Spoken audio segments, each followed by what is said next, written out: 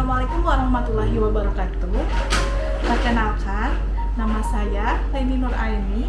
Saya merupakan calon guru penggerak Angkatan 11 Kota Banjar, Jawa Barat pada tahun 2024. Asal sekolah saya adalah di SMK Negeri 2 Banjar.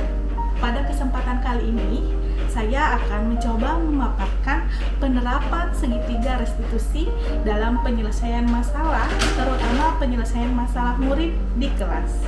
Oke, untuk lebih jelasnya, silakan simak tayangan berikut. Terima kasih. Wassalamualaikum warahmatullahi wabarakatuh.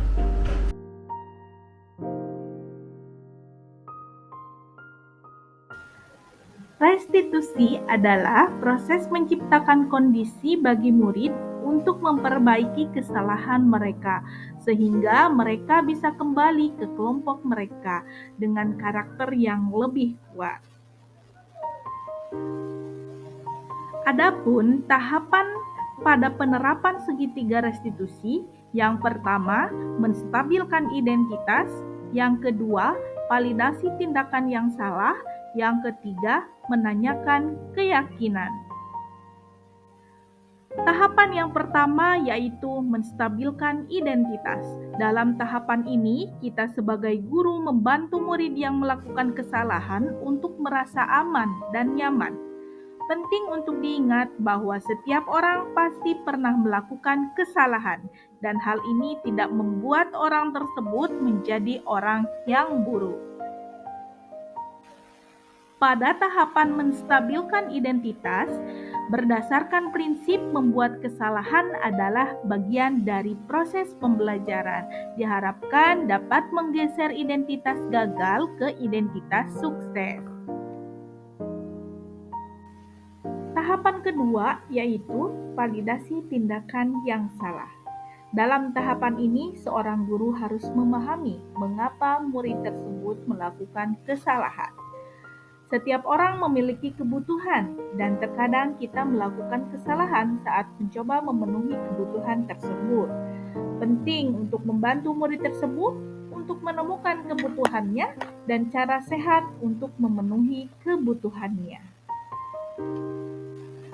Ada beberapa hal yang dilalui pada tahapan validasi tindakan yang salah. Yang pertama, berdasarkan prinsip setiap perilaku berupaya untuk memenuhi suatu kebutuhan tertentu. Yang kedua, guru akan bergeser pada pemikiran stimulus menjadi pemikiran proaktif. Yang ketiga, mengenali dan mengakui kebutuhan murid akan memperbaiki hubungan dengan murid. Tahapan ketiga, menanyakan keyakinan. Teori kontrol menyatakan bahwa pada dasarnya manusia termotivasi secara internal.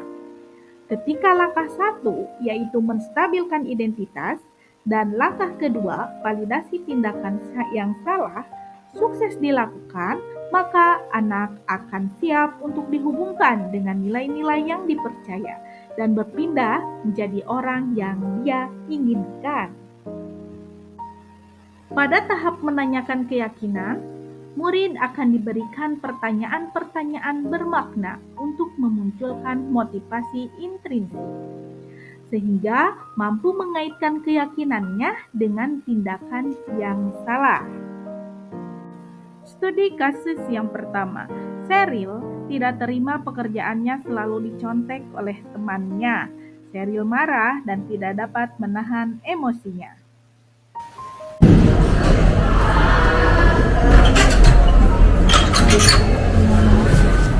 Waalaikumsalam.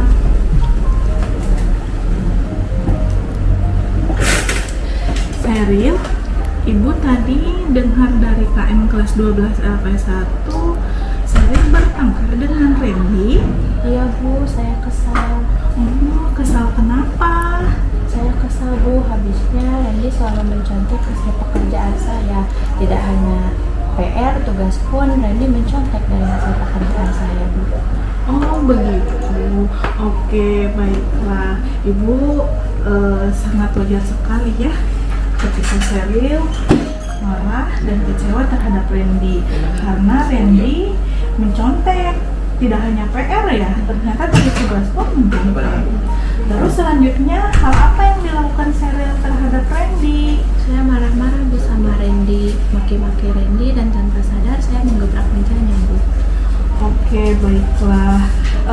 Kira-kira hal apa yang menyebabkan Sheryl mengebrak meja kepada Randy?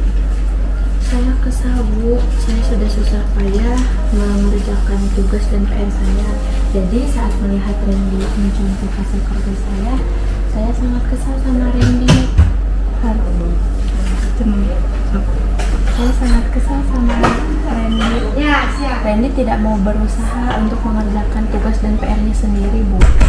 Oke, baiklah. Ibu sangat menghargai apa yang dilakukan Sheryl. Sheryl tidak melakukan hal yang lebih buruk lagi. Misalkan memukul Randy atau menonjok Randy. Nah, kira-kira menggebrak meja itu sudah sesuai belum dengan kesepakatan kelas yang sudah disepakati kita? Tidak, Bu. Tidak. Kira-kira kesepakatan kelas yang mana yang Sheryl langgar? Saling menghormati dan menghargai antar teman. Saling menghormati dan menghargai antar teman. Kira-kira keyakinan kelas itu sudah pentingkah menurut Sheryl? Sangat penting. Sangat penting. Oke. Nah, kalau menurut Sheryl penting, keyakinan apa yang harus Sheryl lakukan ketika Sheryl itu marah dan kecewa, terutama terhadap Randy nih yang selalu mencontek? Harus lebih sabar. Harus lebih bersabar. Sheryl bersedia memperbaiki kesalahan. Sangat bersedia. Oke, apa yang akan Sheryl lakukan ketika Sheryl menghadapi masalah seperti ini? Solusinya? Saya akan lebih sabar dan menahan amarah Sheryl. Dan jika ada teman yang mencontek, saya akan mengadukan guru mata pelajaran atau ke wali kelas. Oke, sip, bagus sekali ya. Mudah-mudahan Sheryl ke depannya bisa lebih bersabar lagi ya, terutama Randy. Nanti Randy juga akan didiskusi bersama ibu ya, supaya Randy tidak melulu mencontek terhadap Sheryl ya. Oke, baiklah. Untuk sekarang silakan kembali ke kelas. Terima kasih, Bu. Sama-sama. Waalaikumsalam. Assalamualaikum warahmatullahi wabarakatuh. Saya Sheryl. Saya sangat senang dapat menyelesaikan masalah ini. Terima kasih kepada Ibu Leni karena mau mendengarkan dan memahami dari sudut pandang saya. Saya banyak belajar dari masalah ini, terutama pentingnya menjaga kerukunan, bersabar, dan menyaring emosi dengan baik. Dan saya akan berusaha menjadi lebih baik lagi ke depannya. Semoga saya dan Randy bisa saling mendukung dan memperbaiki diri bersama-sama. Terima kasih. Wassalamualaikum warahmatullahi wabarakatuh. Studi kasus kedua. Saya sedang menjelaskan pelajaran matematika di papan tulis. Saya memperhatikan ada murid saya bernama Derry tertidur di dalam kelas, sehingga dia tidak memperhatikan penjelasan saya. Ketika saya memberikan sebuah pertanyaan pada Derry tidak bisa menjawab. Dia hanya terdiam dan matanya masih terasa mengantuk.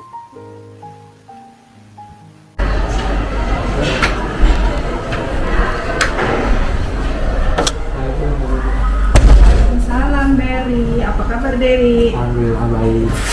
Oke, Derry, Ibu tadi lihat selama pelajaran matematika Derry tidur ya?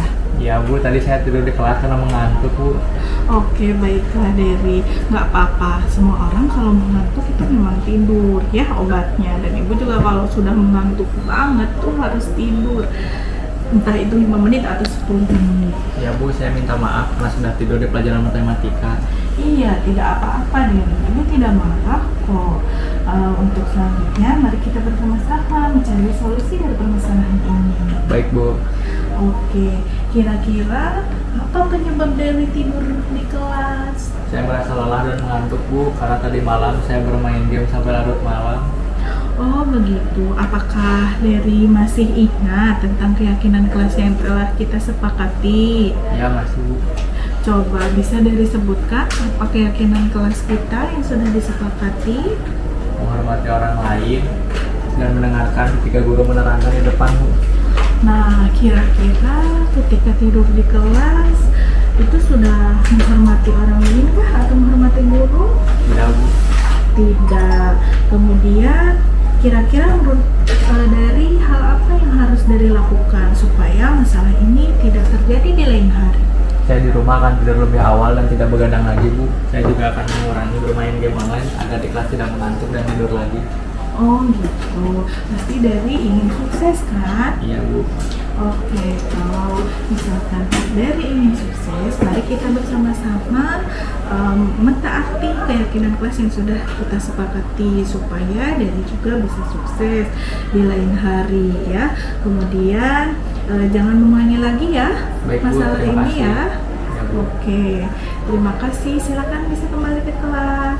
Baik, Bu. Saya permisi dulu, Bu. Ya, Assalamualaikum. Waalaikumsalam warahmatullahi wabarakatuh. Assalamualaikum warahmatullahi wabarakatuh. Saya Dere Ramdhani, siswa yang tadi dipanggil oleh Ibu Leni karena tidur di kelas ya. Setelah berdiskusi dengan Ibu Leni, saya menyadari bahwa perbuatan saya itu tidak terpuji dan tidak pantas untuk dicontoh oleh teman-teman sekalian.